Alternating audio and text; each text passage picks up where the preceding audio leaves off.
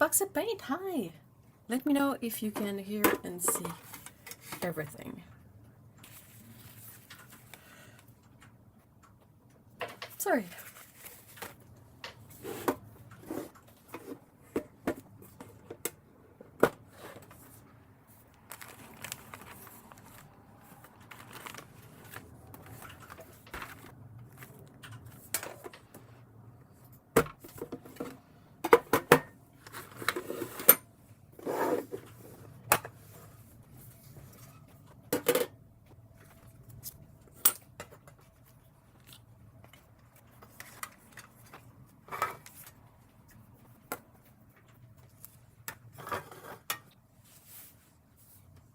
Both are good on this end. Awesome!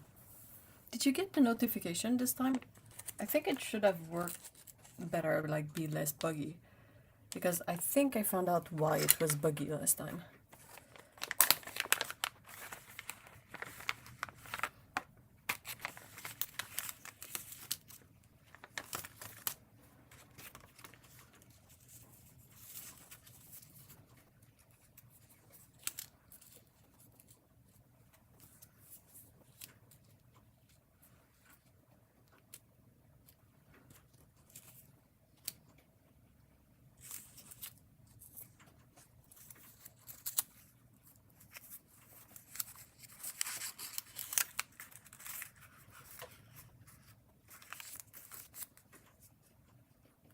I got the normal round of alerts. I think I figured out why it was weird last time. It was partly my fault and partly YouTube's fault.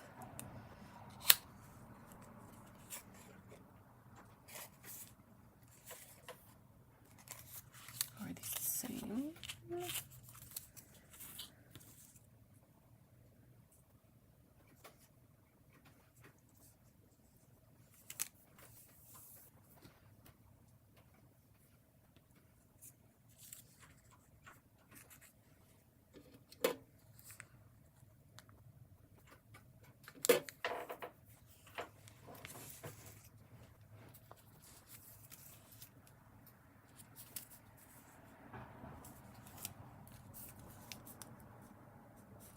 These are tiny.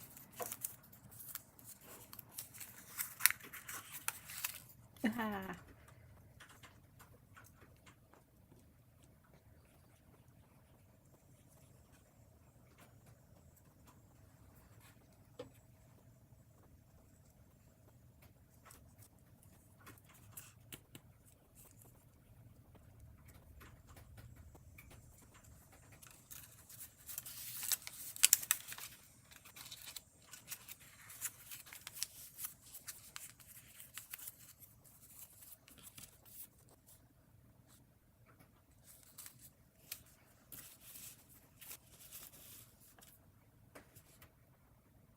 Those little packets make my patron. How come? They were cool, right? It's Clover sewing needles, and I really like this packaging. Except that it's kind of really easy to have like the needles like slide out, but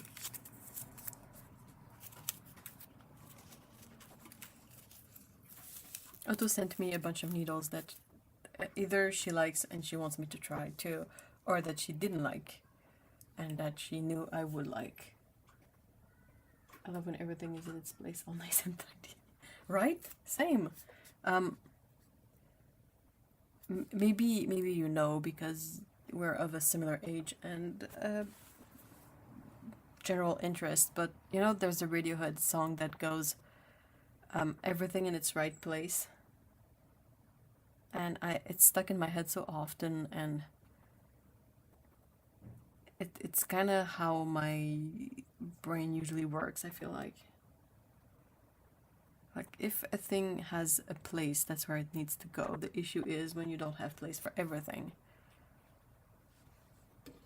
Hey Lena, hi.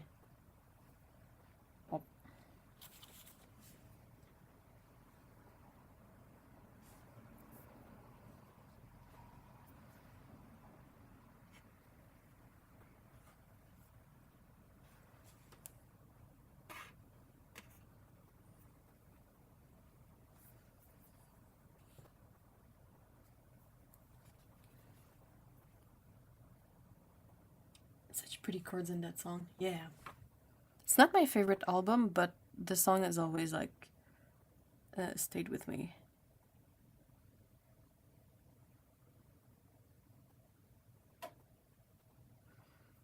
I tend to prefer Radiohead when they're a bit more rock-ish. You know, like a bit more guitar and a bit less weird synth stuff, but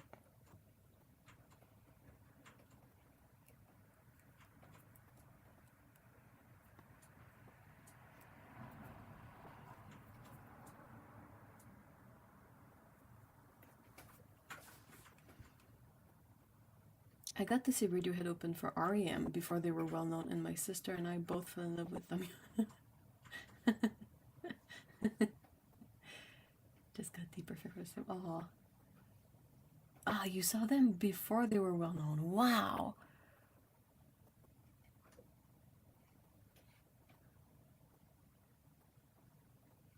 Was that even before Creep became a big hit? So small and such a big voice.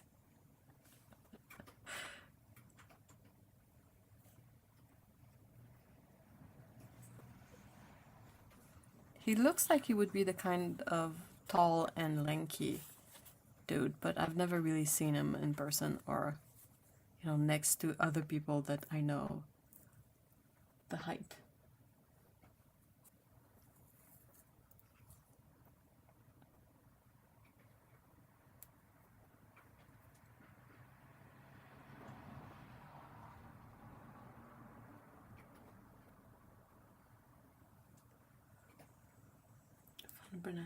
Oh, that's cool.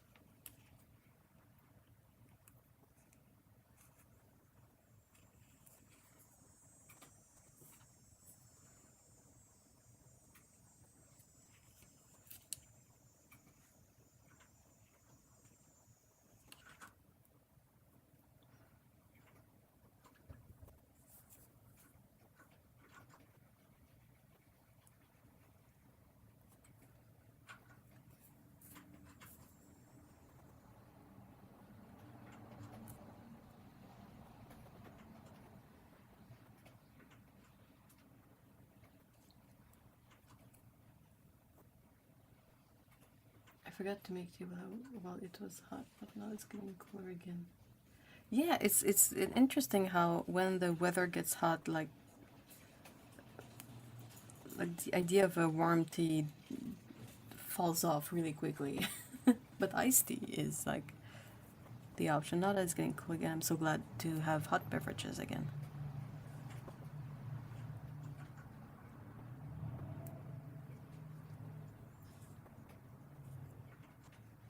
I'm also playing Baldur's Gate 3 on the site. On the site?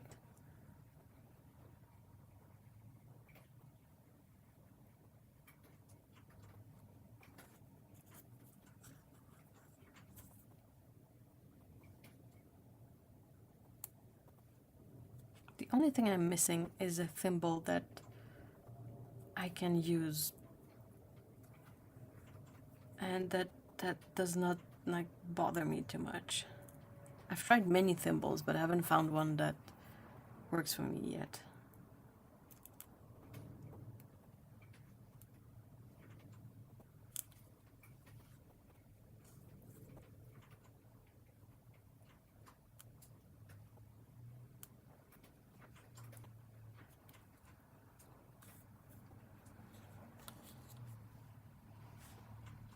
Two screens, one game, one stream.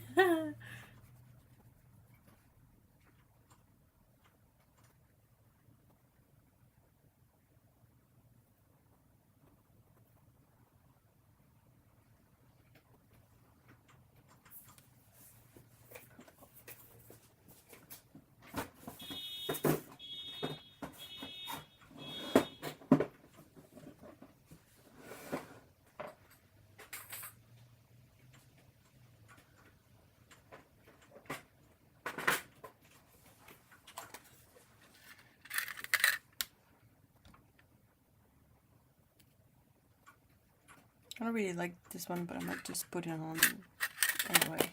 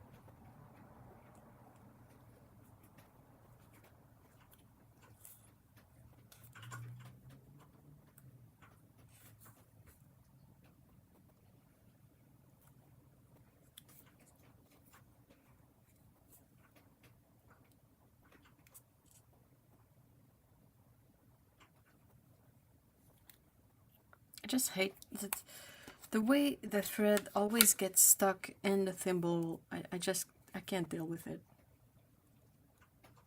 I might just put some tape on my finger and hope for the best, but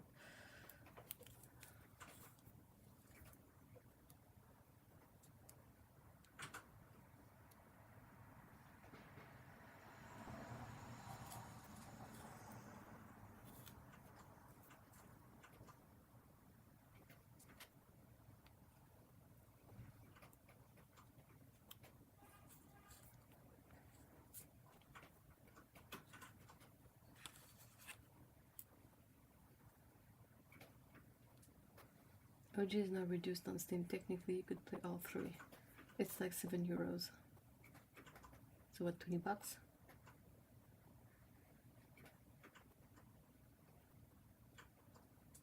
I have huge fingers and thimbles don't work for me. And I need... Hey, Melissa, hi! Hello! Let's see. Hold on.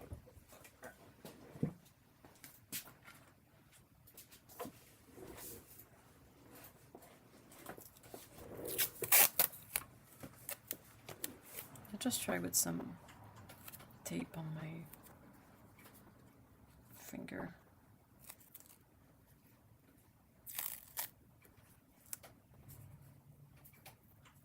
I feel like it's going to be annoying anyway.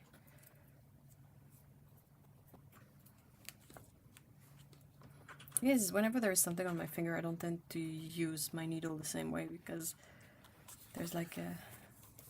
I have to consciously decide to use my needle the same way.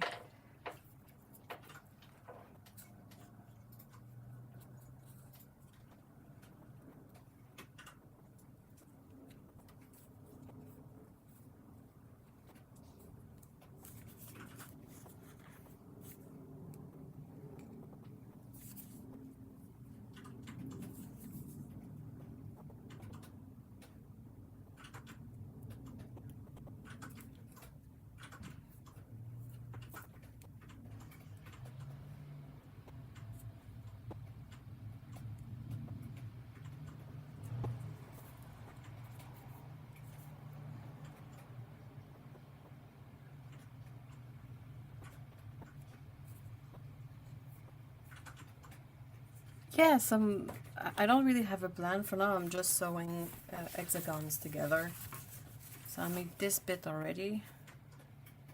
And now I'm working on more hexagons to extend it.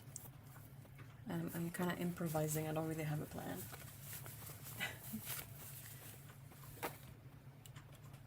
I'm just sort of practicing and getting used to it. Speaking of OGs and cleaning, we found my piccolo from school days and I still don't know how to manage. If you've seen everything around at once, I have literal sausage fingers.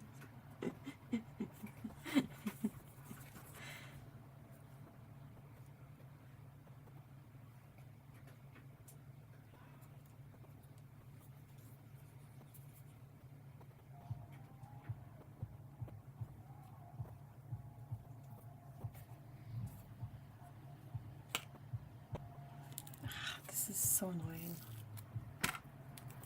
Thank you. Oh, Curse you. Try something else.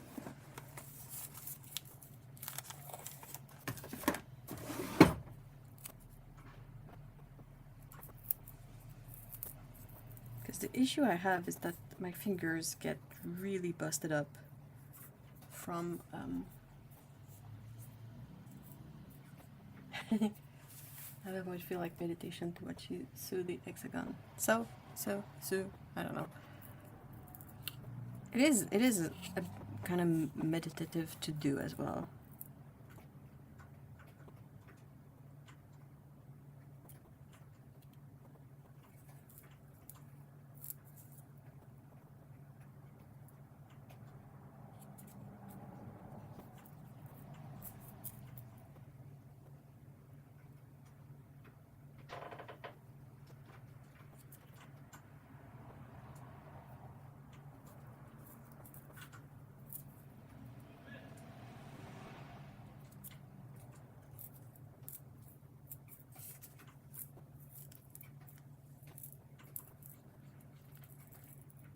Oops.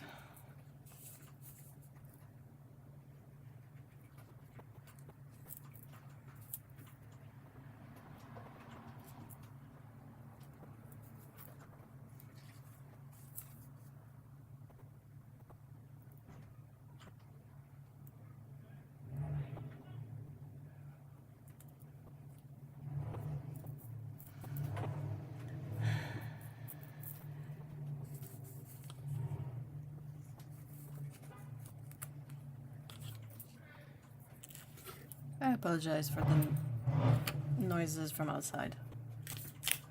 Someone is really compensating out there. Right, is the fabric glues to them? Yeah, it's I use I glue based the hexagon. Some people use thread, but glue is much faster and much easier. Sorry.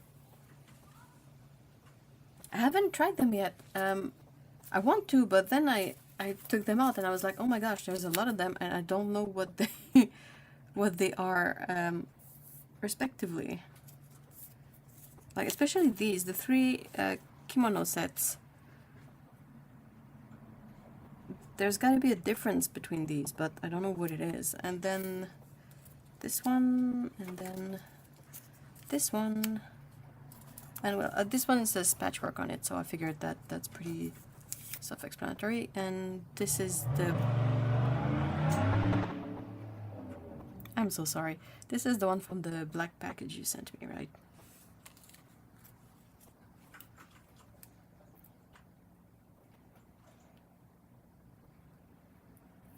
So those ones, they're just different lengths. Oh, okay, so this is the longest one.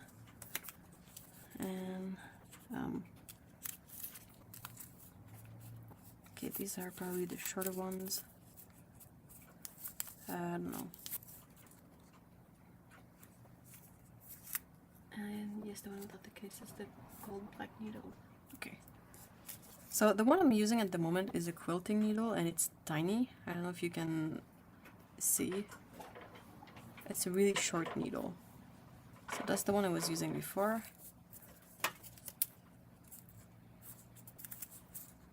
So I could try one of these, one of the short ones. I don't know which.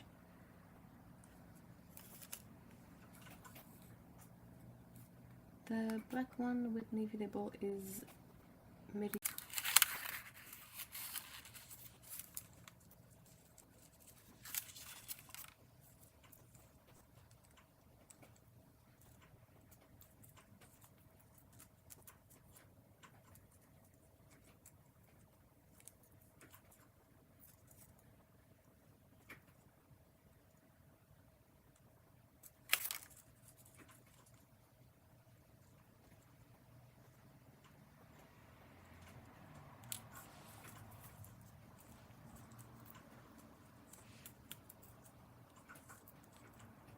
No! How dare you? Come on, get back in there.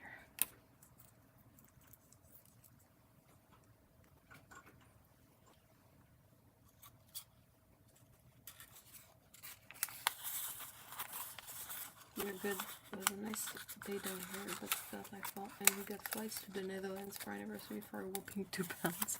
What? How?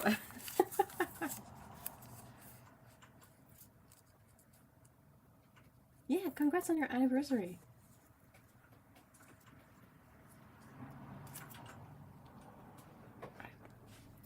Pop. So it's still significantly bigger than the quilting needle that I got. I don't know if you guys can see.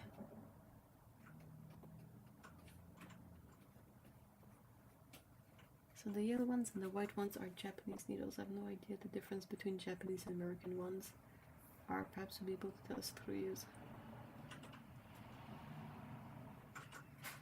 I forgot to say the points in the email this morning. You were like, well, okay then. I'm gonna try this one. I'm gonna try the American one. I got more hexagons. This is the piece I have now. Just put it there so I can reference, because I'm doing these in like strands that I'll attach together, and then I'll attach the whole block to the other part.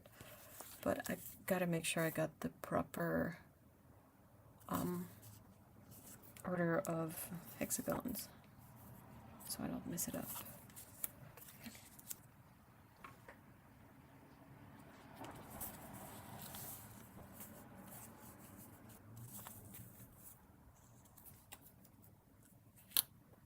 And I'm trying to finish up the little bits of thread that I cut.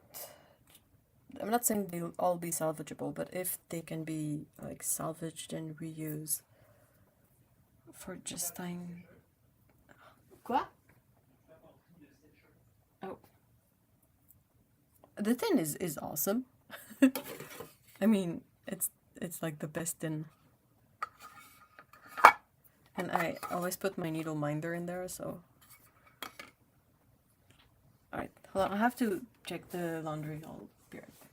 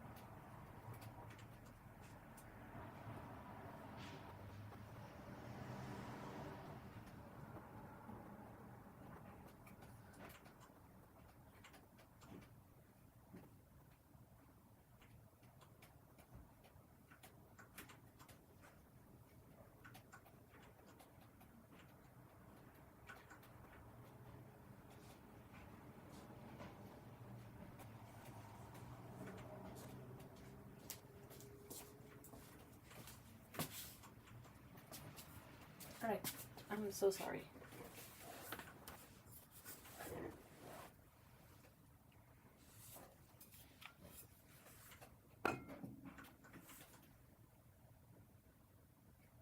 You did such a good job organizing the ribbons.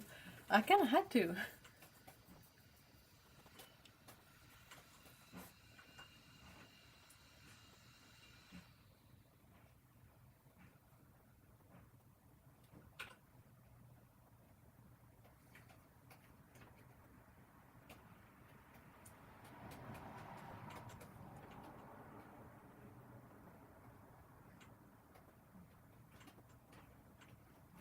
You can also get these bootleg clips.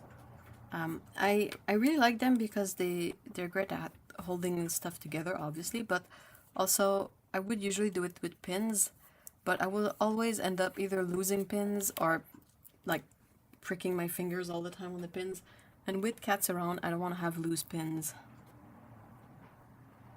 like on the floor or something. So I got a set of 10 of these little clips, and for the level of sewing that I do, it works fine.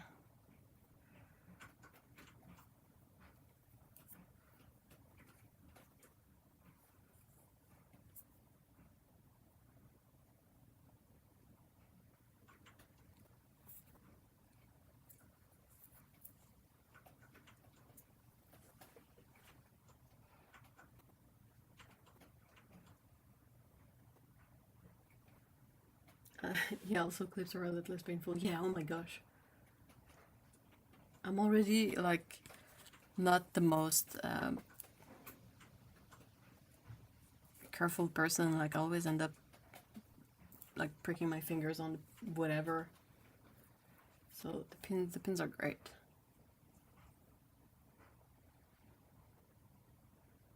Pins and cats were the first horror stories I came across before getting my kiddos, and I'm still oh, that and thread.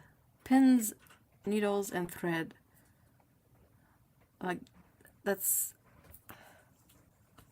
why I have a piece of tape on the side, and I always glue my threads that I want to dispose of on there.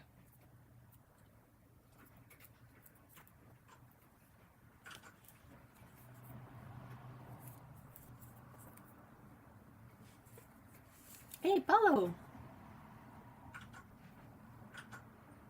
Oh, I am so worried about Jinx and pins at the moment. She will try to nudge me while I am handling. Ugh! Jinx!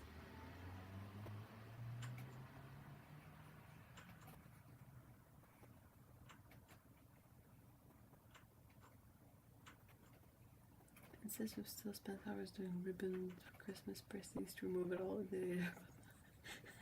Wait, what do you mean? We can't use, you know, Christmas ribbons on presents and whatnot because the cats try to eat it.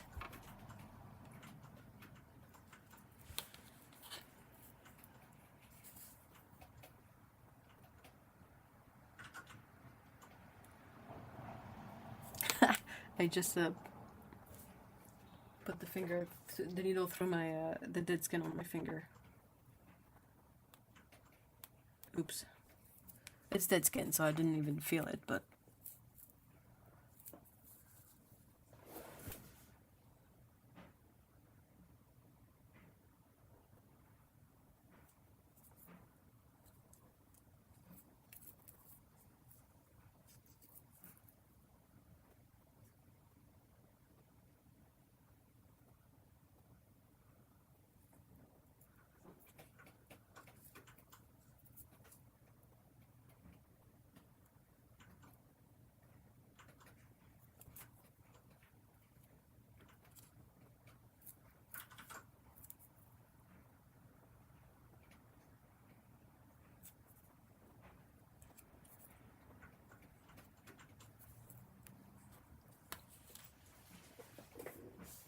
Oh!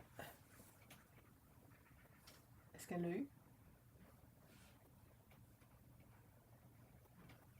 Shiro just ran after a squirrel, I think. Yeah,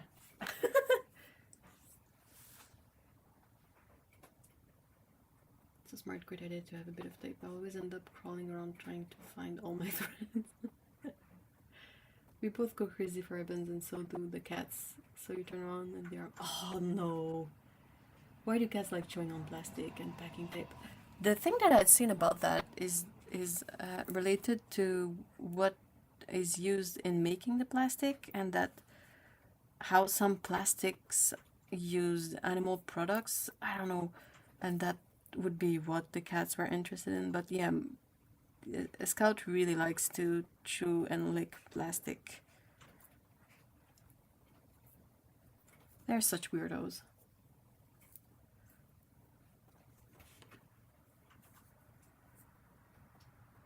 So we have to undo all the fun extra stuff on gifts and go back to boring playing. Oh, with the gold black needles, they might need to be warmed up in use first. I found some of them are quite stiff. Once they're used, they are very... What do you mean smooth? How's the American needle? It's quite good. It's so weird because I was using the quilting ones, like the tiny ones. So this one feels extra beefy, but it looks like it's really sharp, and it seems to be holding on to the thread a bit better than the one I was using before. Because I don't use very long threads for these. I'm trying to reuse like the thread, like not waste too much, because that's just silly. And I feel like with the quilting needle, the thread would, you know, run out of the eye much more often than this one so far.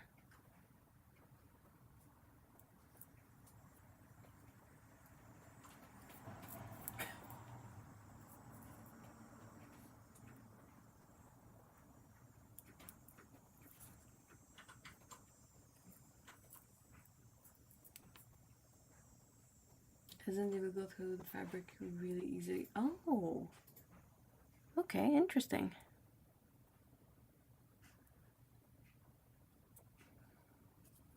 I feel like my main issue getting it through the fabric is that my fingers are like don't have much of a grip on it. Though they do grip on the thread a lot because the skin is all broken up and it looks like Velcro.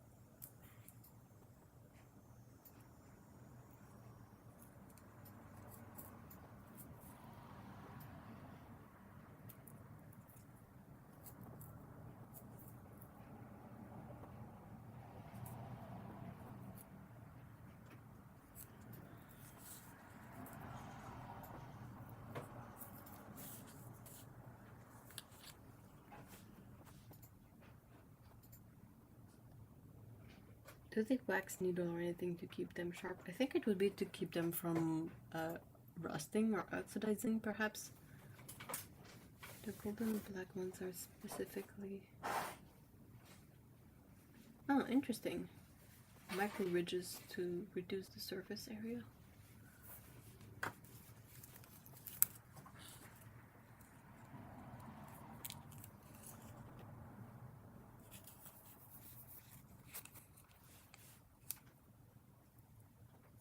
They look insanely sharp, especially the tiny ones. Like the taper at the end looks amazing.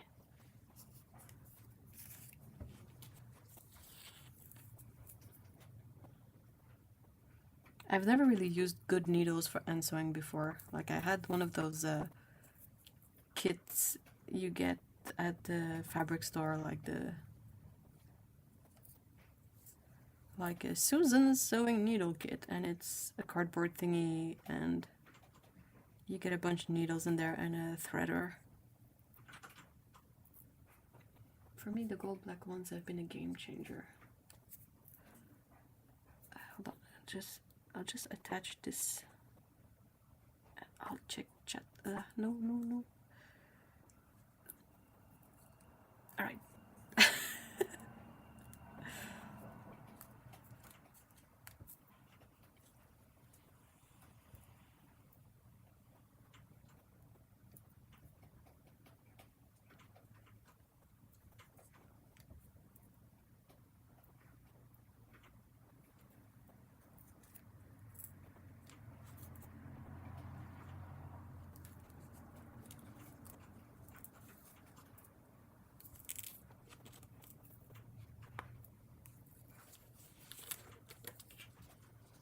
Though I do wish that needles could be color-coded in some way, because it can be difficult to remember what needle is what and came from where, from which company and all that. I'm gonna try the black gold ones.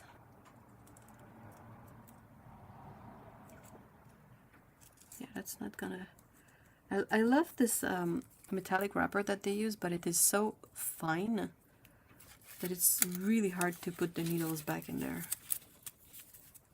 Alright.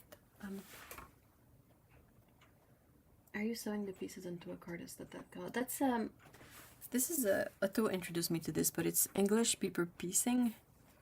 And what you basically do is you prepare your pieces for the quilt by attaching them to a piece of paper. And then you attach the pieces of paper together, and once you are done with a bunch of these, you can remove the paper from the sort of middle pieces. And then you can press this and, you know, work with it like a quilt. But it's a really easy way to work with hand sewing. And since I don't really have a sewing machine, this works out well for me. Also, weirdly, the gold black ones are insanely thin, but I have an easy time putting. I know. Same with that tiny quilting one. Like, I don't have any issue quilting, threading them. Only those used to come wrapped in that foil. Oh, really? That was what a first read because I do. Oh, thank you so much, guys. Wow. So I don't really have a plan, but I have a bunch of ideas, but I'm basically just improvising, so we'll see. But it's a lot of fun, and yeah, so where, oh, I think I put them in there.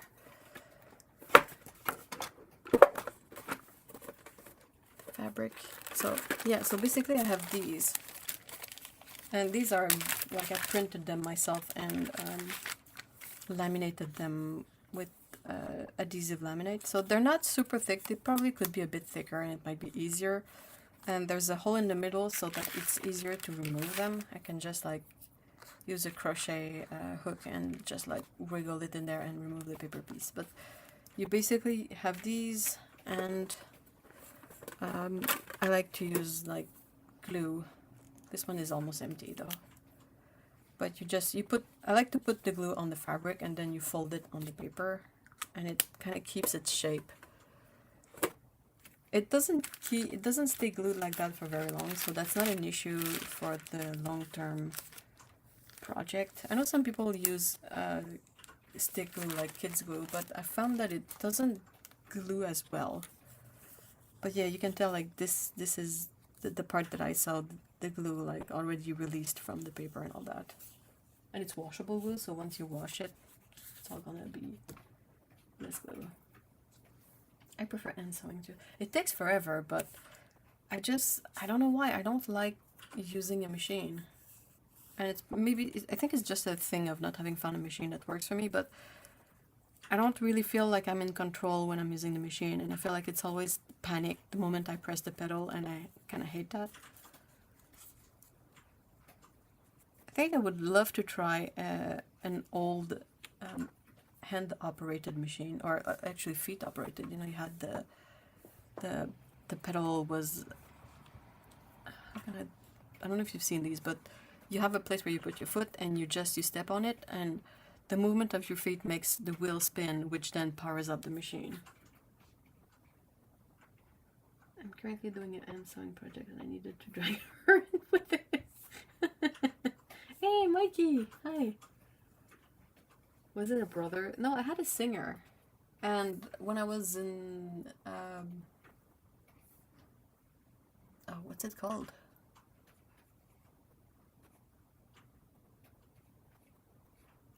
There used to be a class in school about, like, home stuff. And it was split in various, like, segments. One was cooking and one was sewing. And they had a bunch of, like, professional machines in there. But I don't remember what it was. It was forever ago.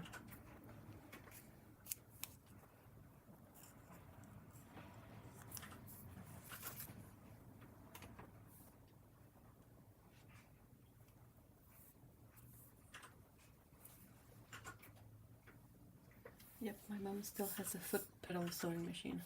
Have you tried it, Toto? How did you like it?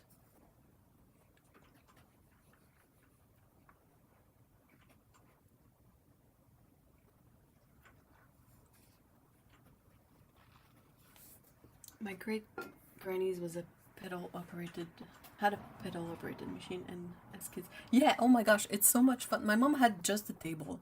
So that's why I know about the foot operated machine. But like it's always so much fun to just get the pedal going like super fast.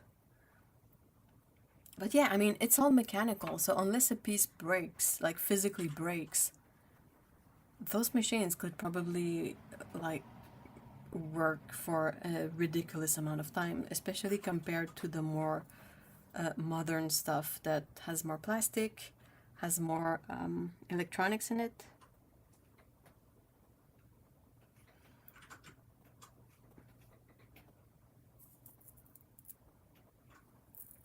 I feel like my issue with threading needles is not like matching. It's my eyesight that's getting a bit shittier. It's not great to begin with, but I feel like it's getting worse. Oh, wow, this is hard. This is a challenge. Come on, get in there.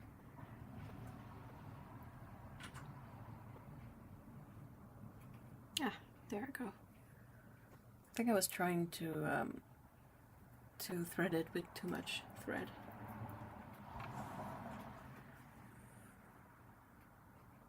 It routinely breaks sewing machine. Oh no, Mikey. It gets a bit crazy when you reach a certain speed. The sewing machine ends up with its own momentum and it's a little hard to make it... Oh, that's a good point. Yeah, with an electric machine, the moment you release the pedal, it stops. Although, it can go so fast with... I feel like the issue is that the pressure on the pedal is not very sensitive, so you want it to start slow, so you slowly press the pedal and it's barely moving, and then you press a bit more and it's still barely moving, and like I need a tiny bit more speed than that, so you press a bit and then it zooms through like unstoppably.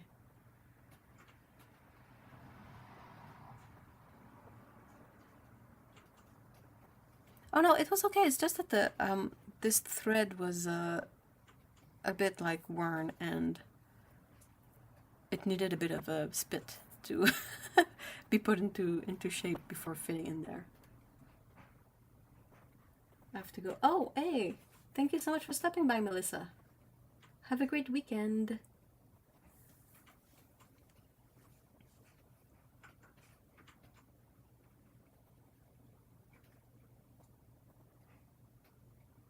Hope you get me a nice one that has an automatic threader thing. Which, oh no. I like the old-fashioned ways best. At least I have a tiny bit more control with just using my fingers. My machine has a speed limiter thing which just works, so when it's on low, it's slow no matter how hard. Oh, interesting! Okay, looking up about the black gold needles, the area around the eye is actual gold plated to me. Whoa! And they do have micro ridges all the way to the tip. Like the ridges are along the needles or across the needles? I feel like they would be along, right? Can't really feel them. Wow. I said micro, just, yeah, I know, but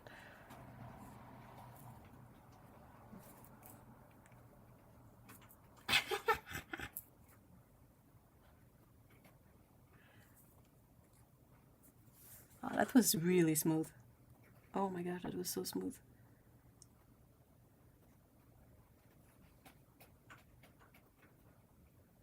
Ouch.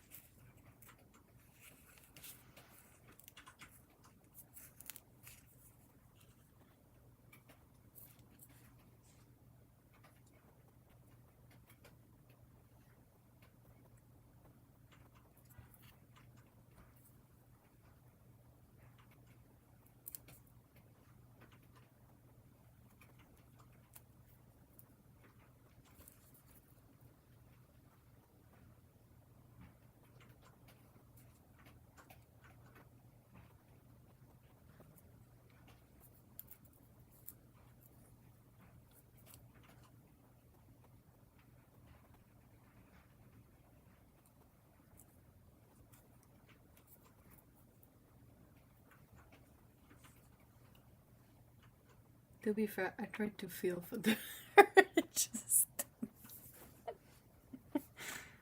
yeah, they're definitely like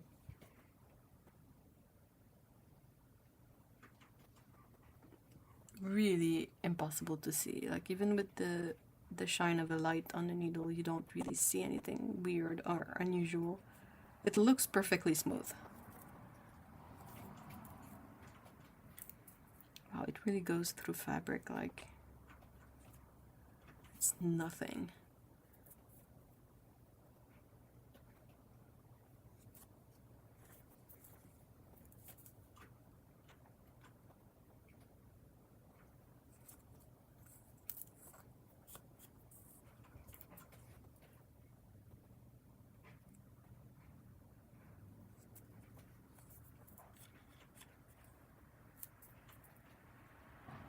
What's your machine, Otto?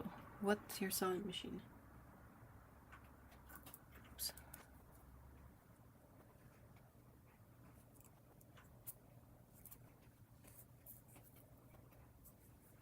Pretty much most people who has a video on EPP recommends this needle.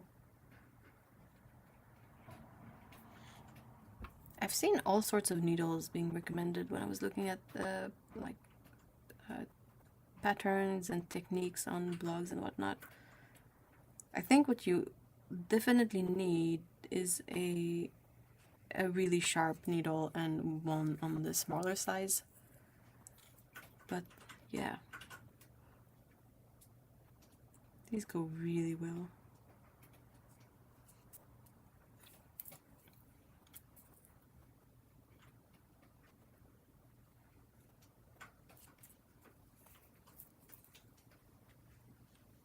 Mine is the Janome. I love it. I first had a brother and I really hated working with that one. Did not feel at all. Yeah. Yeah, mine was a very like simple, basic Singer machine.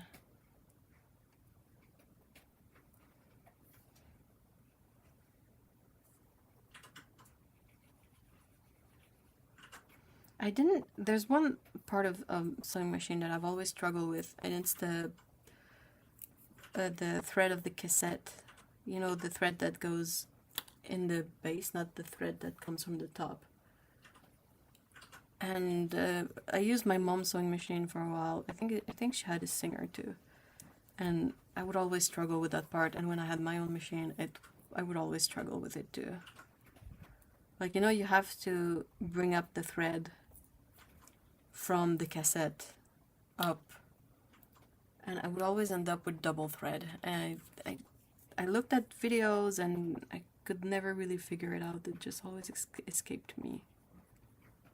So yeah, the cassette was my least favorite bit of using the sewing machine. Then it was the speed, which I felt was really hard to control.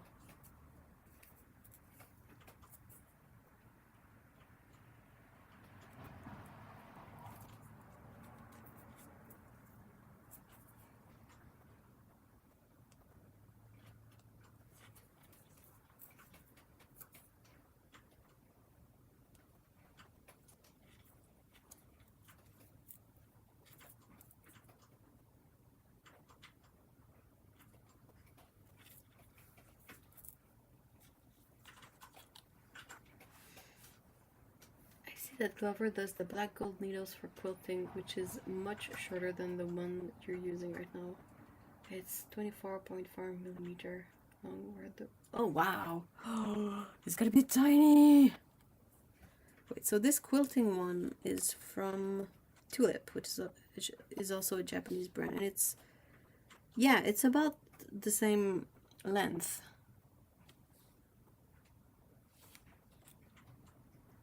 I don't know what makes these good for quilting. I haven't really quilted anything yet, but I really enjoy a short machine. Quilting number 12. I think Tulip has a quilting number 13, but I'm not sure. But I was like, how are you supposed to thread that though? I was just thinking about my old dishwasher in Miele. My son ripped off the computer strip and yeah. Miele is a good expensive company though. That must have hurt. The slowdown function is also weird when you have kitties. Oh my gosh. What's the brand of your machine, Box of Paint? Quilting number 12 is the show. I'll have to look it up. I don't know how. Do you think they have it on Amazon?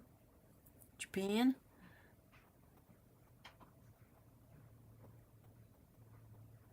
The shipping on Amazon Japan is always the part that hurts, because the prices for everything else are infinitely better, but then you look at the shipping and you're like, oof. Though it gets here fast. You get some sort of warranty. But yeah, oof. And even if it's a tiny package, it's still like $30 shipping at least.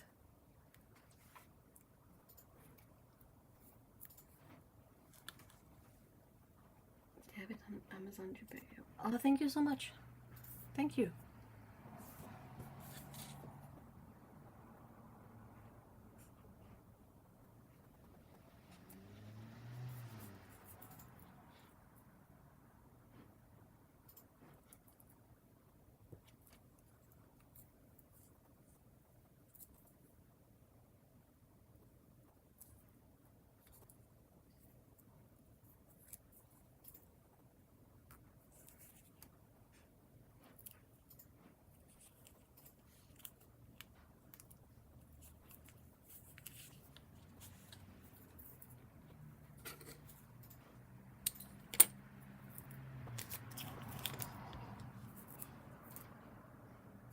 It's a brand called Uten.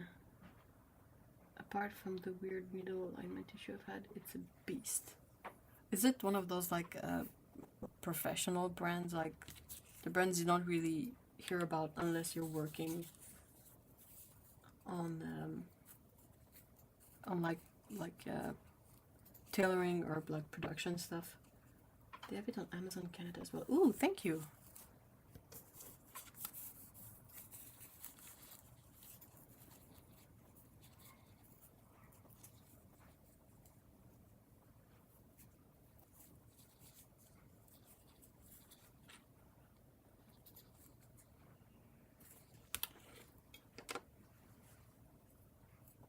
Nothing super crazy, but has so many stitch patterns from... Oh, that's really cool.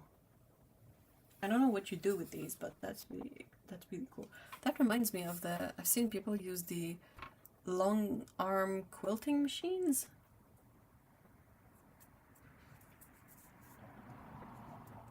I was like one part really intrigued and one part sort of terrified of those, because what...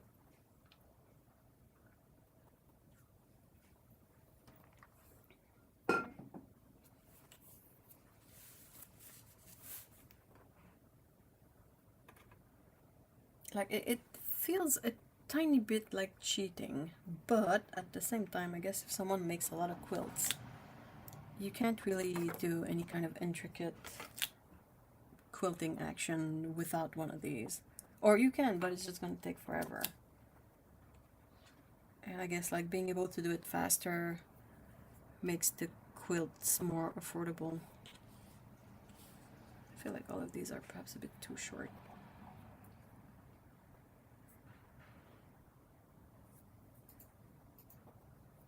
A bit too short.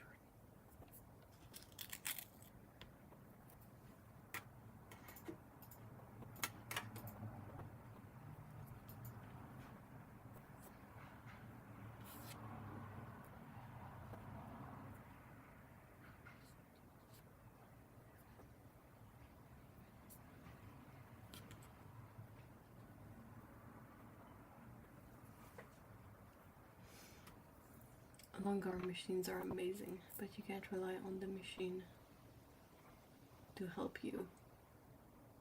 The basic quilts we made for family were an ordeal in our machine, especially the last block. We had to fold everything up and 2 minutes across the table.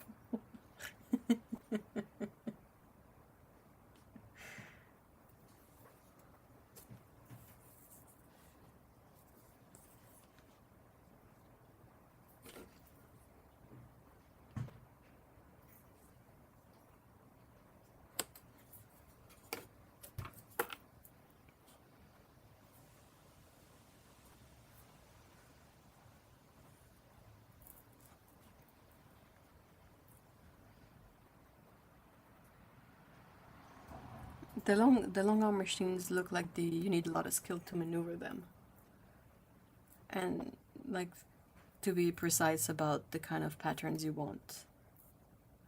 And your quilting, it looks like it's a lot of work, but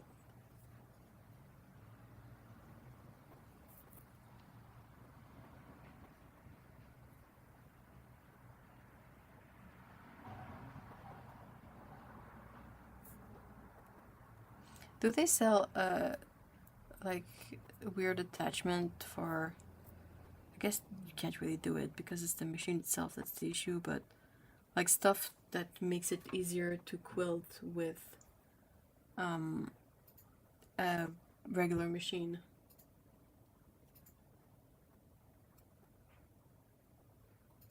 You don't really think about fabric being all that heavy until you're trying to sew a queen size blanket and you have a carpet roll. My brother used to darn my socks. I guess I'm not very crafty. Well, you paint.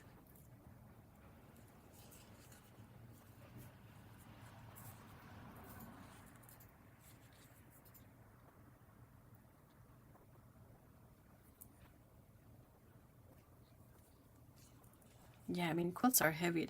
I feel like that's part of the point, since, you know, that you have the batting in there and all the layers and the binding.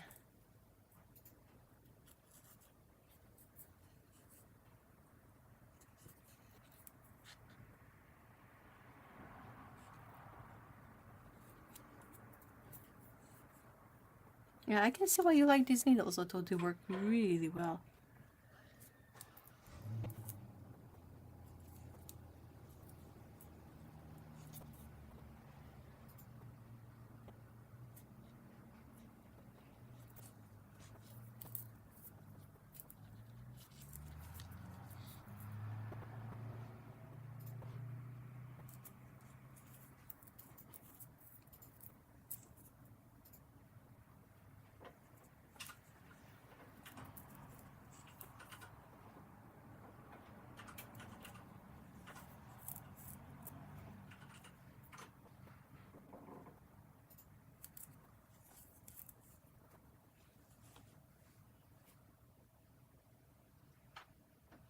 Yeah, I love them.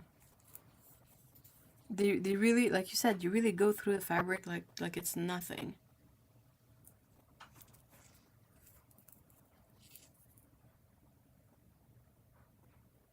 I really like the smallest one. That's the only one I've tried, but it works really well.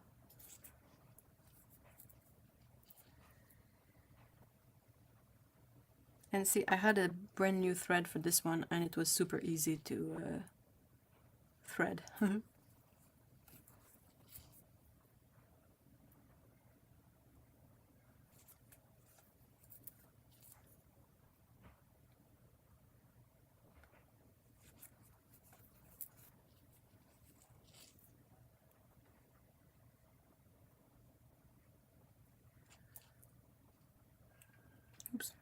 I got stuck in my band-aid. Not the best band-aids for this because it's one of those with the sort of felty fabric covering, so it's getting all fuzzy, but it's kind of the only thimble of sort that I can work with and not end up like angry at it. Nothing sadder than a light quilt.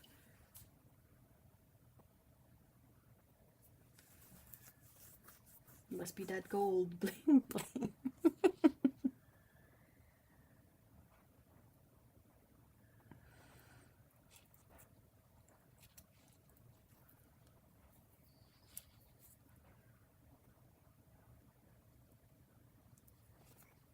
Oops. Getting caught up in my fingers. My Velcro fingers.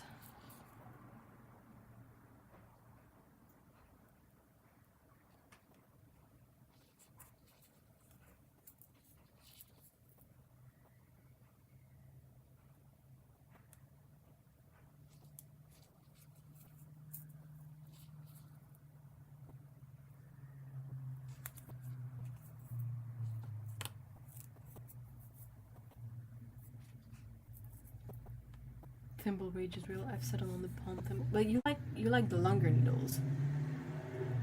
I want to force myself to be able to do unshin, but haven't managed yet.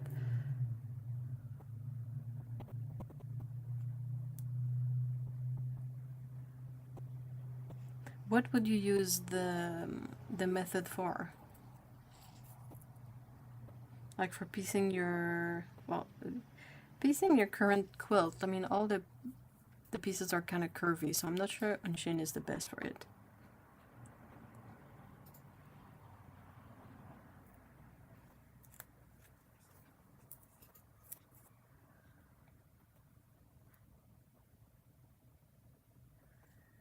Unshin is a way of sewing that is traditionally used for putting together kimonos.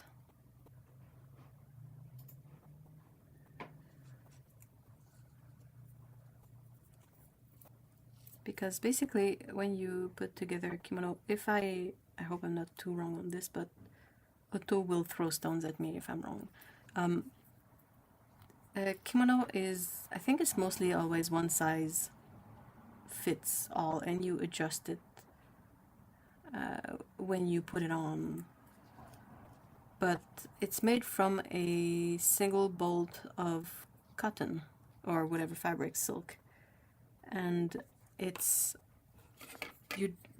already like a specific width, and this is the width that you will use. You don't cut it on the width, you only cut it in length, so you end up with panels. And the way these panels are sewn together is with a type of sewing that is called unshin, and it's a running stitch. And the whole point of having it be this whole thing is that you have to be able to wash the kimono at times, and the way they would be washed would be that they would be taken apart.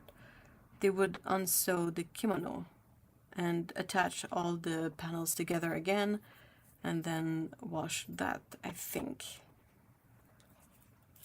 So being able to quickly sew the running stitch, the unshin, an unshin method, whatever, I don't know, is what would, you know, make the artisan or not. Okay, hold on. Otto, is there any stone? I want, would be super handy for what I'm doing right now.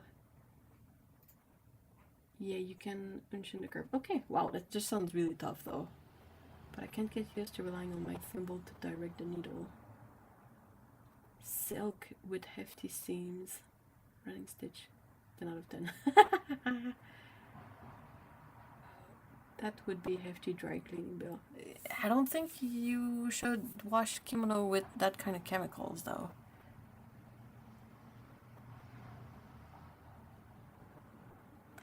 Now, I don't know if this is true, but I think they would be washed by, you would unravel the whole bolt of fabric and attach it to something and let it flow in a river. So you would have like this long stretch of fabric. The exam to become a kimono tailor is that you have to be able to turn a bolt of fabric into a kimono in 8 hours. Oh, dude, you have to sew so fast for that. Can you imagine? Like you wake up, get to work, and by the end of the day you have a brand new, like, pristine kimono. That sounds like epic. Can you imagine the blasphemy of machine sewing a kimono from a bolt of fabric? Oh, that doesn't sound right at all. That sounds so wrong. There's an 8-hour video at real speed of someone doing the exam. Oh, wow, that's really cool.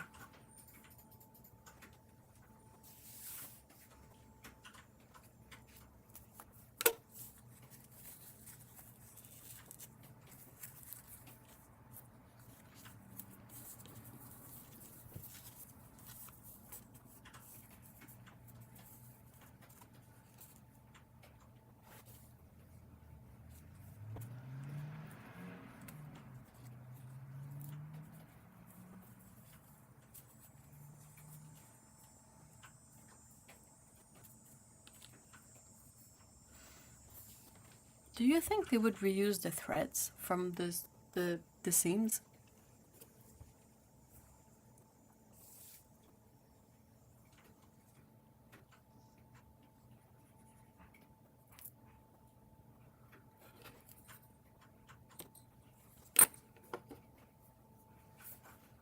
I know what I'll be watching on the side when I do my car business training on Monday.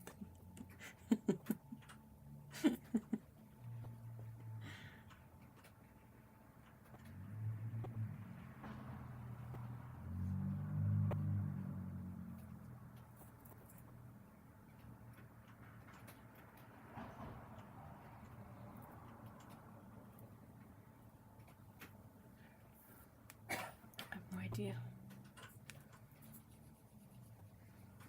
I feel like they probably did. I don't know for what, but I doubt like anything would go to waste.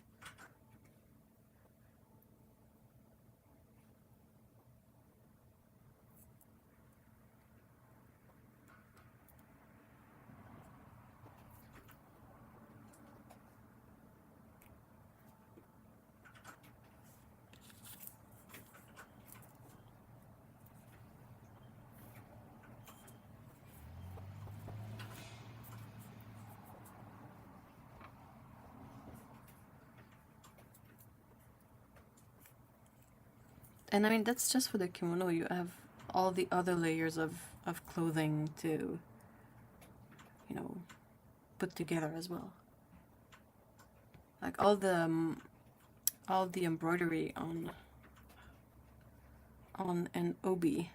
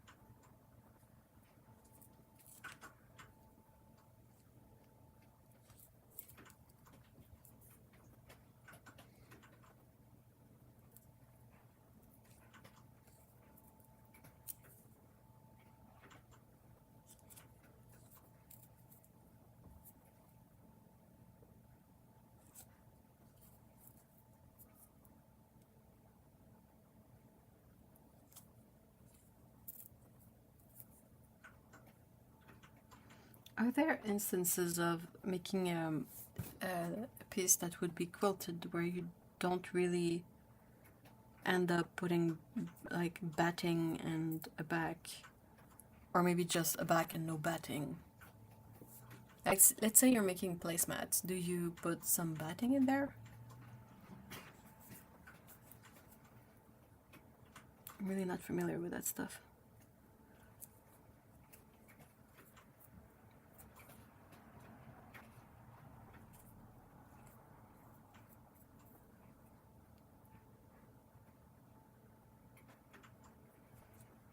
Yeah, you can totally do that. Okay.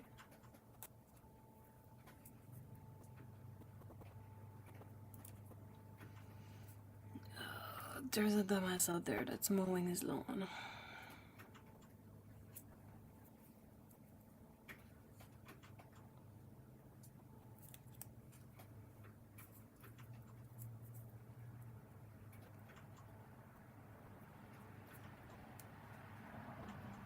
You don't have to have batting.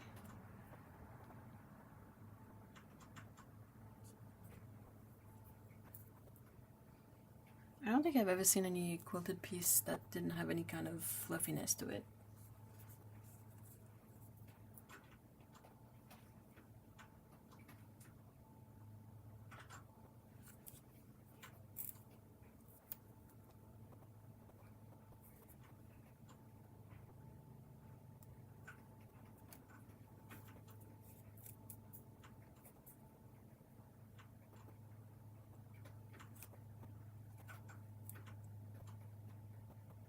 That's because you need the batting to show the quilting. Oh, yeah, makes makes sense. Hey, Salome, hi.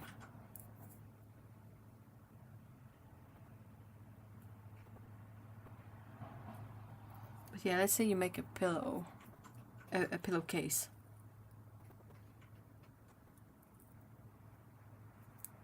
I guess I just need to look.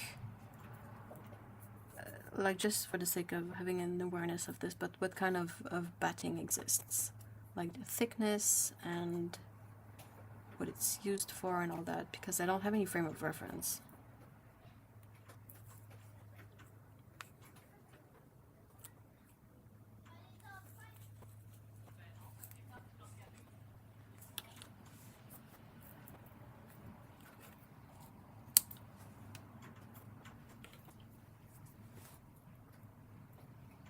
If you do it without batting, it won't look quilted, it just looks flattened. So all sorts, cotton, poly, other artificial ones, comes in all sort of thickness. Do you have like really thin one? Our food just arrived and I'm not sure how I feel about the delivery person saying thanks, see you tomorrow.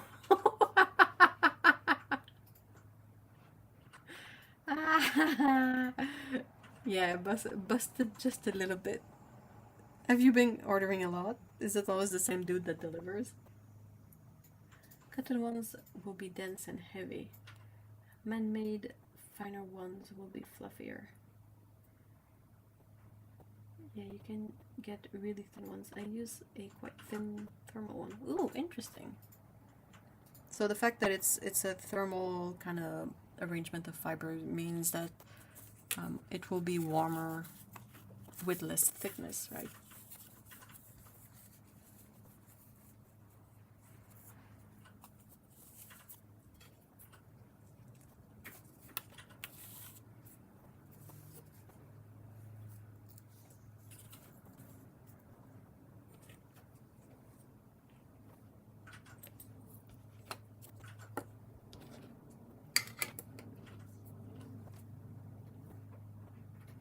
Yeah, it's super warm even though the quilt is thin. Huh. It's a once or twice a week kind of place. Yeah, what cuisine? What are you getting? I'm getting hungry. I made a really delicious chicken noodle soup for lunch, but didn't quite make enough for two. So I'm looking forward to snack time. Get in there. So I know it's not impressive thread, but I'm pleasantly surprised at how well this inexpensive Coats Jewel Duty XP thread works. It's polyester covered polyester. But yeah, it doesn't tangle up, it doesn't fray too much, it's quite sturdy and really easy to work with and quite fine too. And it's, oops, I forgot the nut. But most of all, it's very inexpensive. And kind of really easy to find everywhere too. At least here. Polyester best for, yeah, I'm realizing that. Because it can be finer and it's sturdier and it's less what's the word I'm looking for? Like when you use cotton, the thread loses its integrity really easily after going through fabric a bunch of times. But polyester holds up to it better. Kebab night. Oh man, they almost burnt their chicken in the best possible way.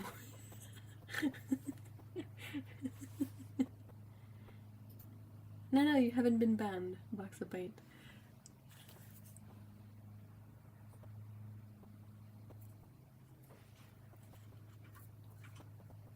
So what do you get from there? Like, what's your plate like? Oh, I have to say it's the Rosemary & Co. second cell. Ooh, who has purchased from the second cells before? Also, the new Roman Schmal colors are out on Jackson's.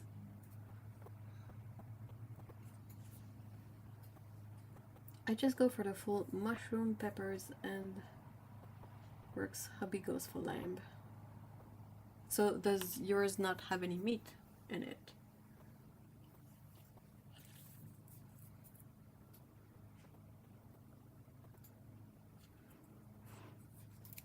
My stomach just made a sound that sounded a lot like a fart, but wasn't. That lapis is 22 pounds and I almost fell off my chair. Yeah. But at least, I mean, it's not like, I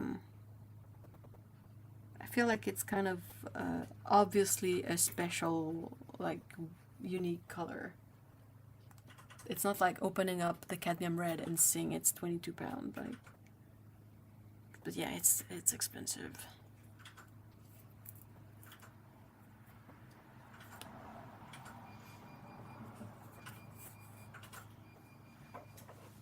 I got seconds before I got some of my fabric. Oh, that's really fortunate.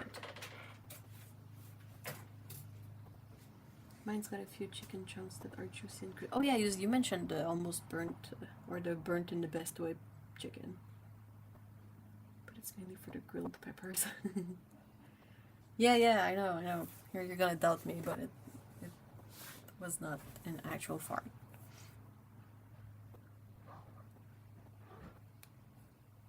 Don't you always feel awkward when you're like in a public space and you're hungry, but you still have a couple of errands to run and your stomach like growls really loudly, and there's people around and you're like, yeah.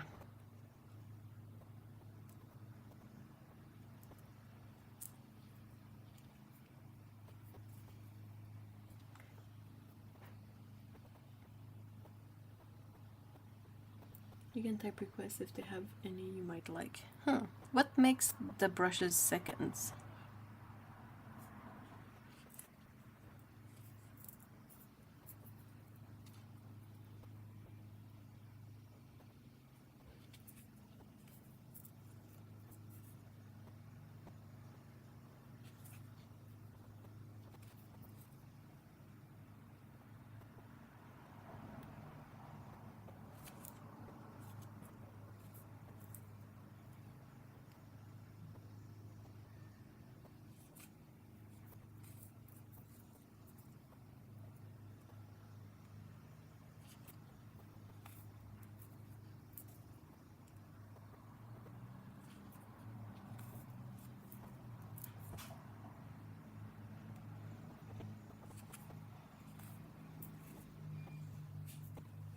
Hey, welcome back, Otto.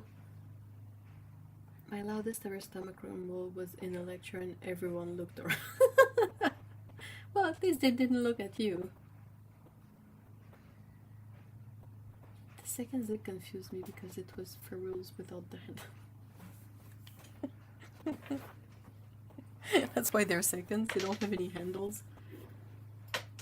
Usually tiny imperfections, can't tell on most of them, others wrong label.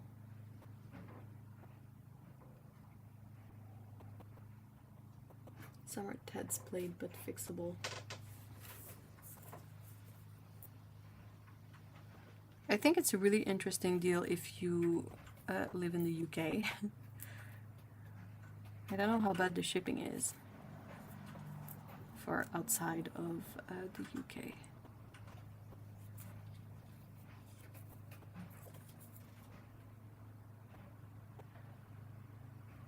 So since I'm getting love any brands that sell seconds, I agree. Completely agree.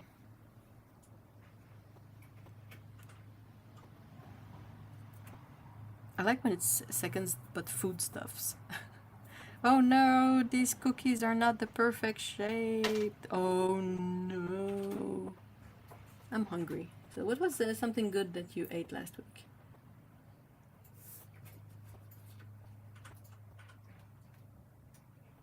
Oh no, they looked at me. Haha, it was super obvious. Oh no. All my plates and bowls are from Denby Seconds. Oh. They feel extra unique because of their small imperfections. Yeah, definitely. And you know that a place that does ceramics and that kind of cookware, earthenware, you know they will get a lot of seconds because sometimes something is not exactly perfect. And I just love that. I went through a bunch of my paints and found an advent calendar from 2021. 24 half pence from Kehana. Who's that? That sounds cool. And super cheap. Yeah. And less stuff that ends up in the trash. And like everyone's happy. They can cover up a bit of their cost. Helps keep businesses in business. I bought a bunch of seconds t-shirts from Beam Paint because they were printing their own like t-shirts by hand, and some of them like had an uneven print or a blob of paint dropped and left a spot, and they were like $5 per t-shirt, and I was like, this is such a great deal.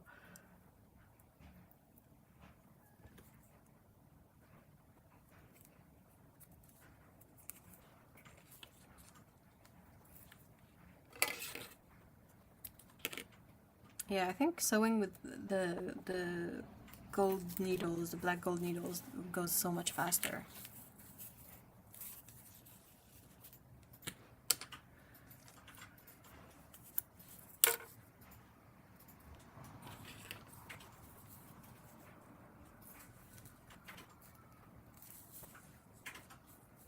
The place we're getting our groceries from has frozen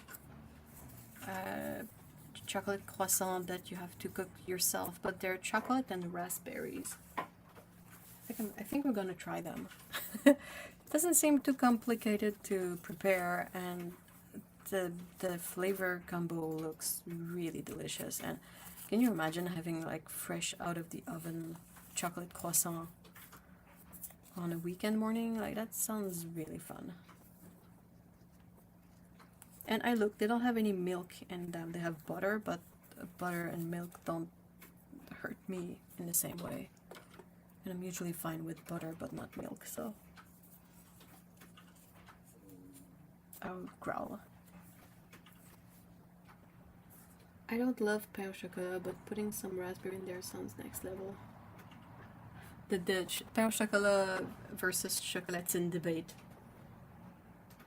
I've been battling my desires to make croissant from scratch. Oh, that looks like such a lot of work, though. It's fascinating to watch, bakers, professional bakers, prepare them. because they have all the like the machinery and equipment and stuff they need to like flatten out chunks of butter and, you know, roll it all out and make it happen. But oh my gosh, I can't imagine doing it myself. Sorry.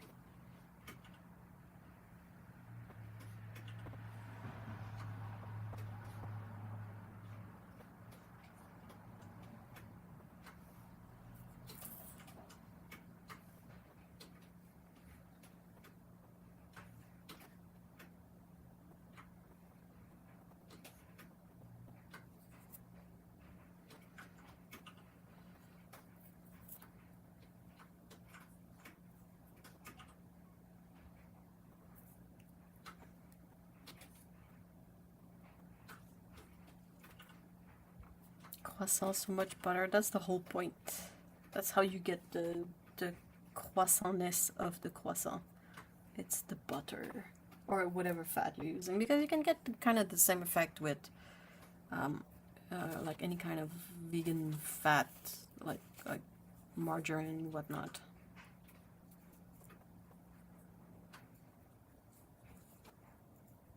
I bet you'll make amazing croissant, Paulo. I agree with Otto. Our pain au chocolat are usually dry and meh, but also same though as croissant. We're fancy and get the kind of well, instead of because usually canned croissant dough is not the most flaky, but you can get like flaky pie dough, the kind that you have to roll yourself, and sometimes that can work out good to shape chocolatine.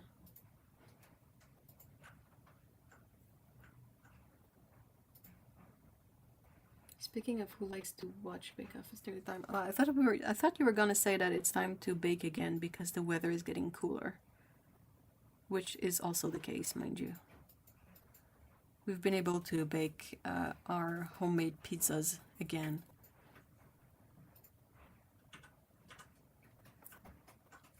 Like, it's so easy and simple and not very time consuming to make pizza dough oneself.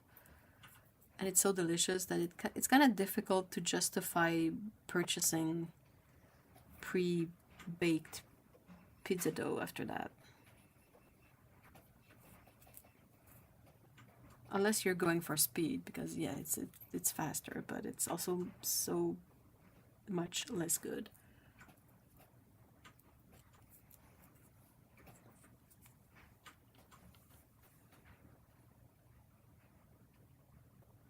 Margarine is easier to get the layers because it has more water content. Oh, interesting. I found a new place that does amazing French toasts. I keep meaning to take a photo, but I found myself eating way before I...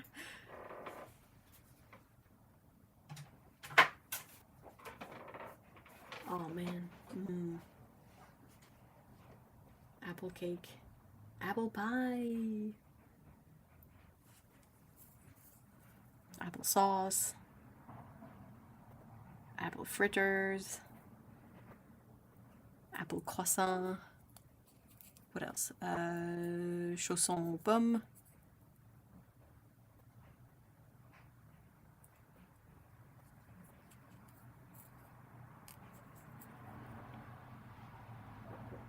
Chausson, they're turnovers, I think, in English, right? Oh, I'm hungry. Apple crumble, yeah, that's a good one too.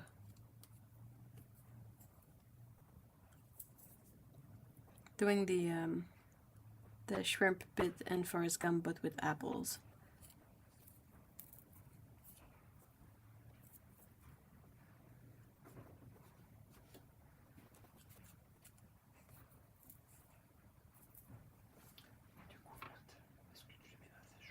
What?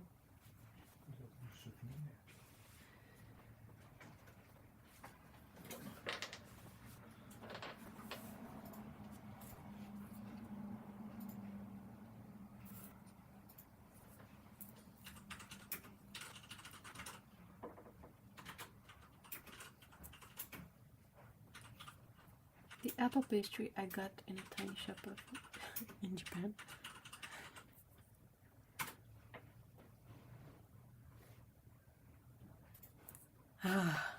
Pastries. Let's say you go into a pastry shop and they have a display of every single pastry you can think of. What's your favorite one? What's the one you would pick?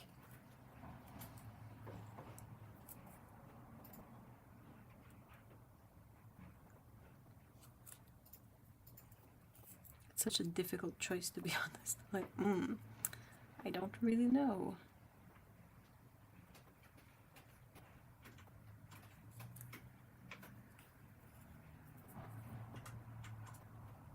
It would be so difficult to pick just one thing. Melon pan? Huh. Cinnamon what?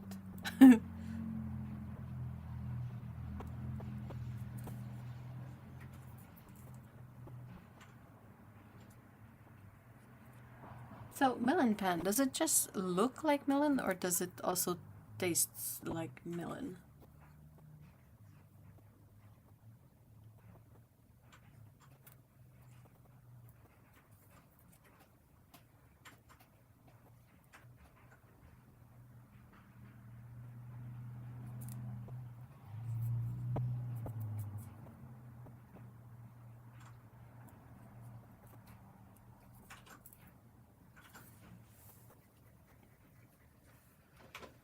I can't wait to eat melon pan again. Soon, stomach soon. My mom used to make amazing apple pies where the melted sugar and cinnamon soaked into the pie crust. Ooh, that sounds delicious.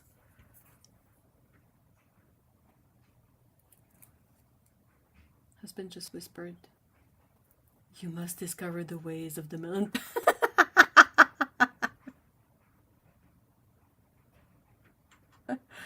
I feel like whenever I can see some melon pan here, whether it's when I go into Chinatown or whatnot, I don't feel like it would do it justice. I feel like if it's something that I'm to experience, I need to find a way to experience it, you know, somewhat fresh.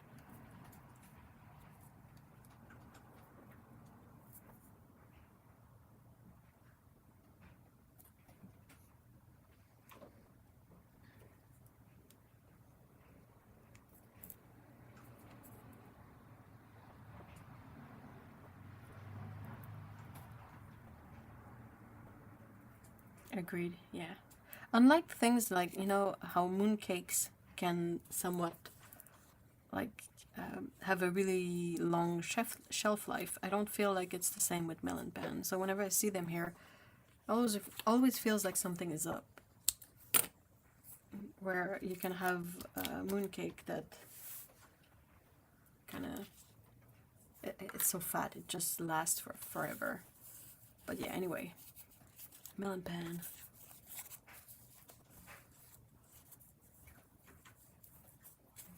I used to watch Simon and Martina when they were a channel before everything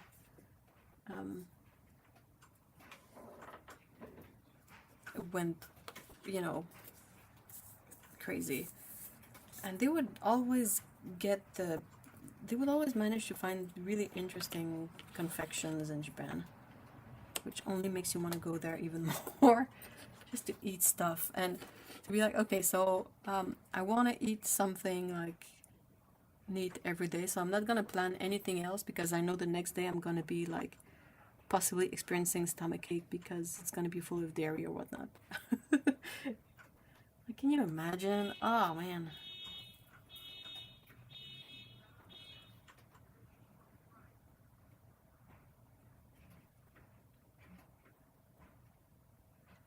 I love a savory dessert. That's not a dessert if it's savory. Blasphemy! What? No, savory. That's a snack. That's not a dessert. Dessert has to be sweet. Melon pan or the worst traveler. My mom has tried so many times to send it to me, and it's not good. Yeah, I've seen it in some places, but it always feels like the snack cake variant of melon pan. never feels like it's gonna be good. Like you always feel like it's gonna be like one of those gas station cake thingy.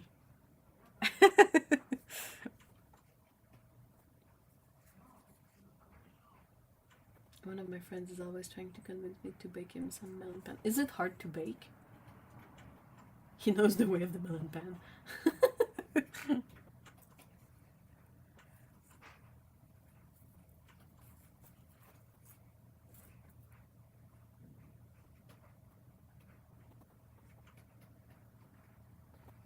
There is one vegan Haagen-Dazs ice cream. I know I've mentioned it before. That's like chocolate and caramel, and it's so good. The caramel is amazing, and I wish they would sell this stuff like in a bottle or something. I think it's made from an almond base of sort, but it really does the trick, and it tastes so delicious. And it's been on like special price the whole summer, so.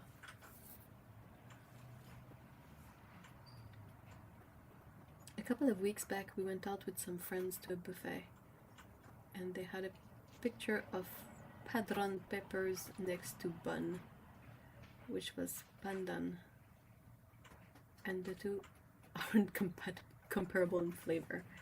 So wait.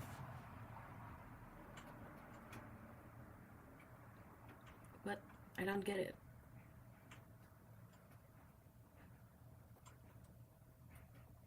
We thought it was green too, so it made sense. And it was very good, but both our brains were broken. I don't...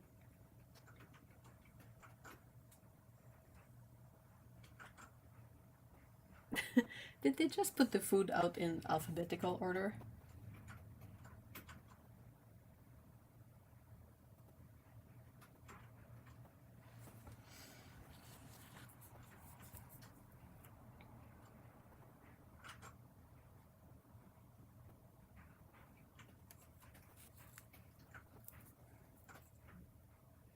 The photo of the peppers was sitting next to the pot of pandan buns, making it look like the buns would be pepper flavored.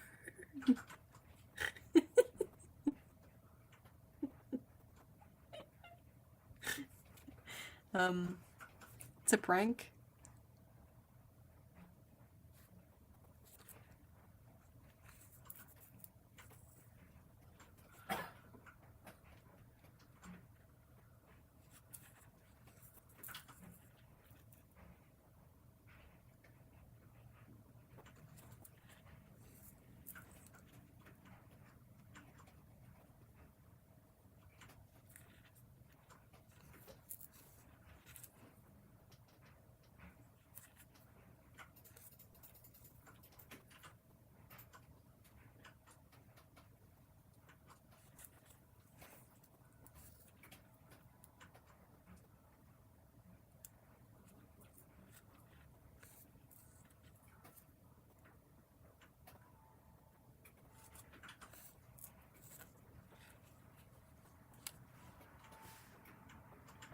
I would be so mad. Not doubly mad. Not at all. It was sweet custardy stuff in the bright green bun. We found Paulo's trigger. Unless they didn't want people to have them. That can be really smart. Yeah. Me on the back of the kitchen. This way nobody will eat my buns. Put an image of a Carolina Reaper pepper, California Reaper pepper, like the really spicy one. That has like a skull next to it. Hey, Chiro, hello. Ouais? Qu'est-ce que tu faisais? Ouais? T'étais parti où? Ok.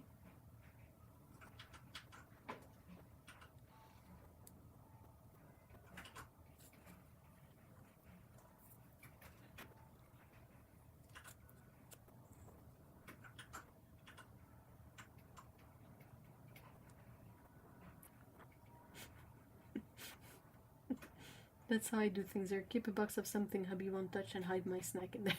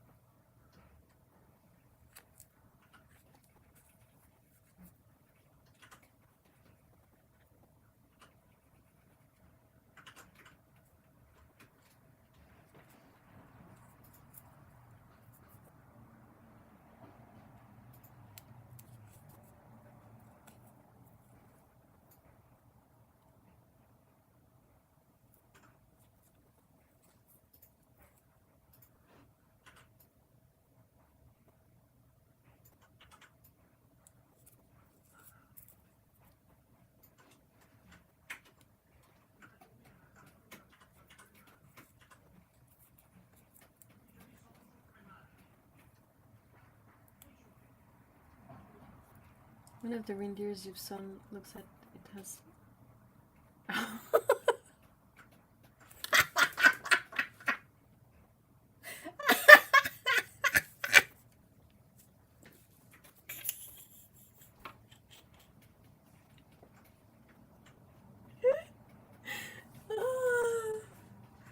Yep. Oh, I should have paid more attention and made more like monstrous creatures with the way I match up hexagons. I need to remember that for a future project. Make sure I get like fabric with stuff to, you know, create weird creatures out of the way I piece it together. We've been watching The Last of Us. The Last of Us, the series based on the video games. It's really, really good, actually.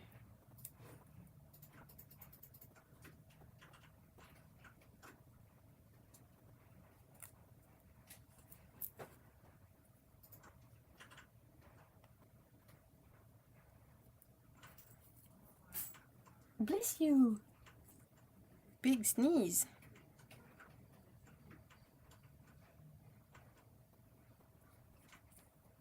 How many episodes have you watched? 4. 4? Yeah. Yeah.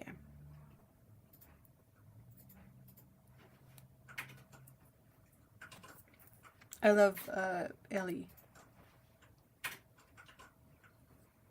It's so difficult, like her archetype of character is so difficult to do well. I feel like they did really well in the show.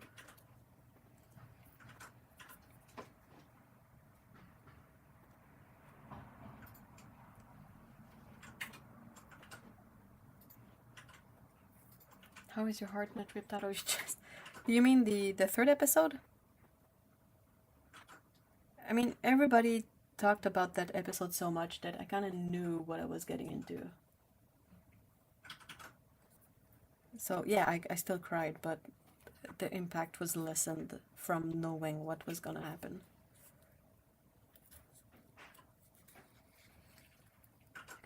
They really did such a good job.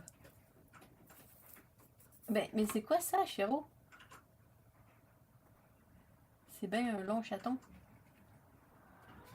Ouais.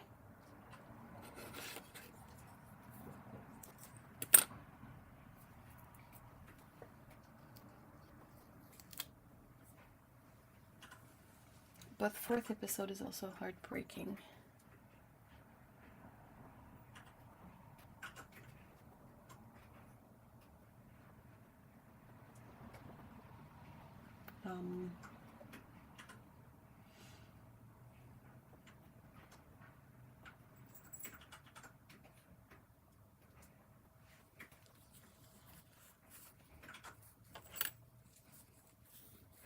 I'm trying to... What? This is Bashiro. What's up? Oh, not yet. That's either the next episode or the one after that, I guess. I was sitting next to Mr. E when he played the game originally, so I'm aware of what is generally gonna happen.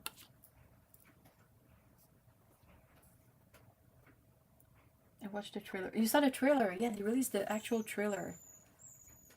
And I just can't wait for the show to begin airing again. It's gonna be so good.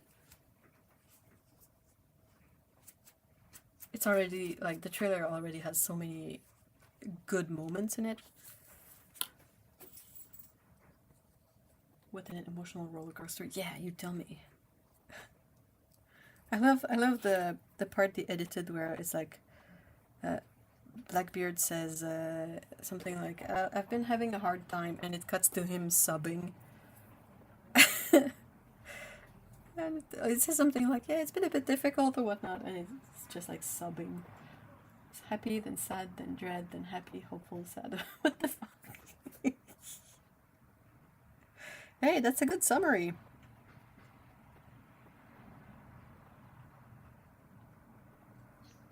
Though I think my reaction had a bit more WTF moments throughout. Because you get shots like I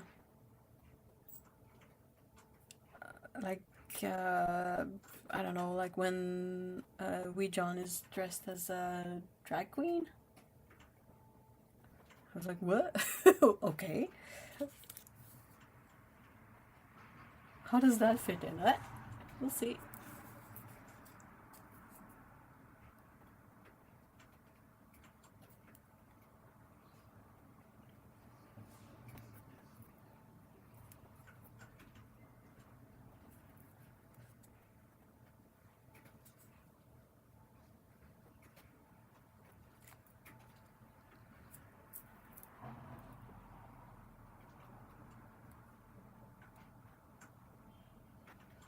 October 5 is gonna be the premiere of the second season. Really excited for it. It's gonna be a difficult wait between episodes.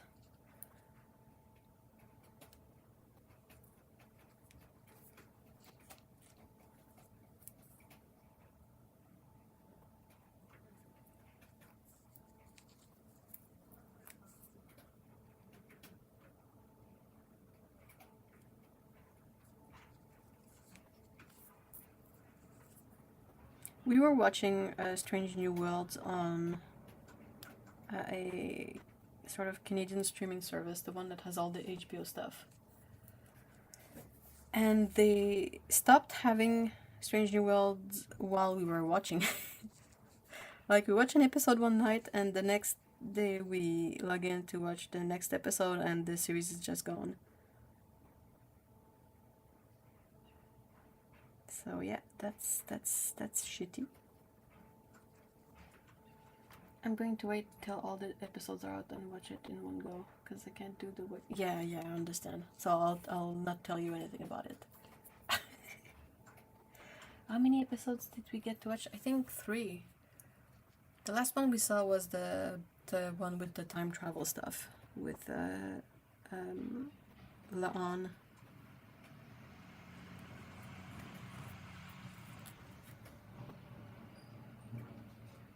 I'm really bummed because I'm super excited to watch the episodes where you have Boimler and Mariner in there. And now I don't know when that's gonna happen because we don't have easy access to it as much.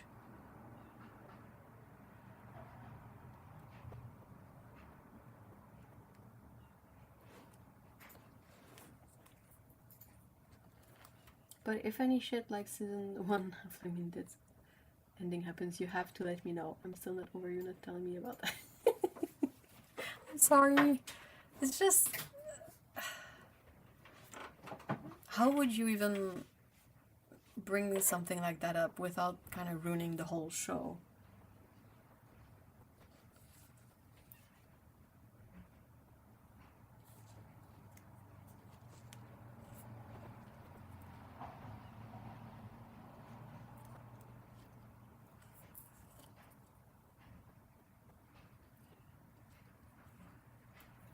Just tell me to stop watching at a timestamp, anything.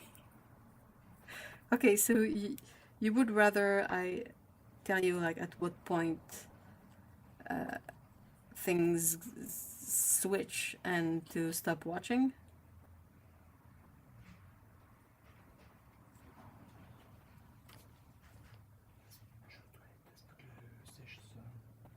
Ok, ça va être plus que 2 minutes. Ton truc? Oui. Ok. C'est cool.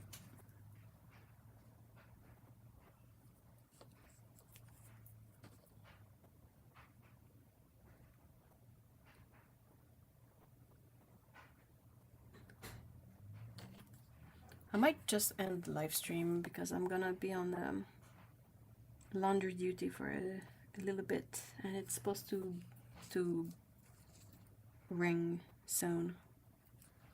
And the stream is almost at its end time. So I might just be a bit more early, just a few minutes. I'm going to I'm gonna have to check. We watched the last episode because we weren't from. Oh, there you go. I do sometimes check out on my own head. In my own head when things get real rough. I mean, I'm normally okay, but that one was. Oh, it was absolutely heartbreaking. I've never shipped so hard for a fictional couple. It's kind of funny.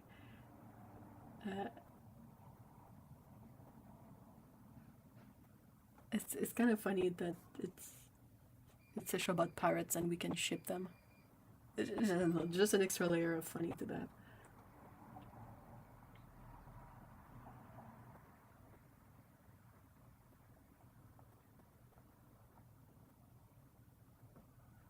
Yeah, if you are to watch the last episode, if you happen to have not watched it, Box the Paint, I would perhaps suggest waiting until like season 2 is out, and then you watch like last episode of season 1 and straight up go on to season 2.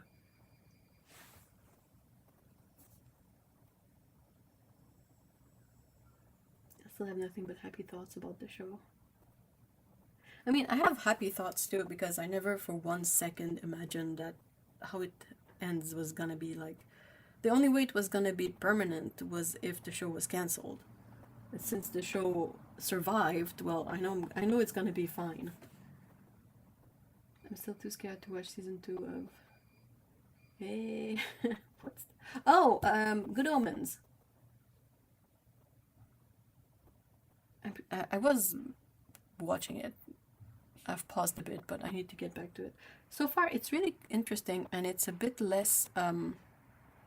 It's a bit more simple in terms of story in general, but it was interesting so far. I have watched maybe 2 or 3 episodes.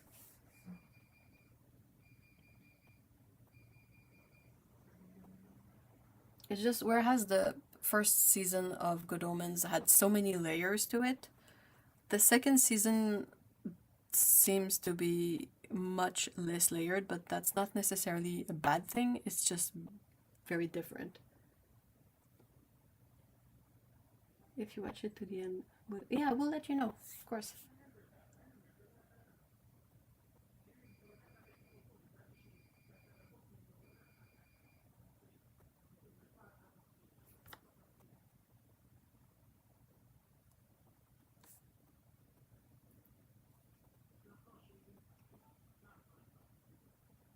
We've started watching Blacklist.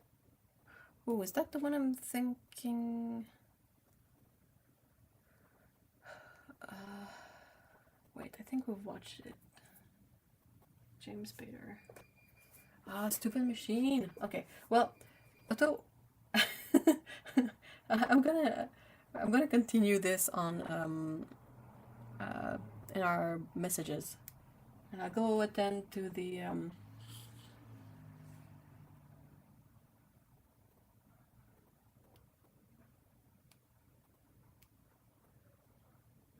and I'll go check the laundry. And I thank you guys so much for being here at this live stream. If things keep going as they are, I'll probably have another sewing stream next weekend.